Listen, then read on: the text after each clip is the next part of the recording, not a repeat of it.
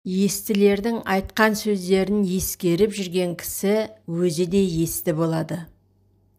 Егер де есті кісілердің қатарында болғың келсе, күніне бір мәрте, болмаса жұмасында бір, ең болмаса айында бір өзіңнен өзің есеп ал.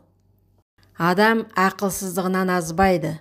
Ақылдының сөзін ұғып аларлық жүректе жігер, қайрат, байдаулылық жоқтығынан азады. Ата-ананың ақылы сарқылмайтын көлмен тең. Ақыл азбас байлық. Ақылың болса, арыңды сақта. Ар-ұят керек әр уақытта. Баймын деп мақтанба, жарлылық бар. Көппін деп сұқтанба, жалғыздық бар.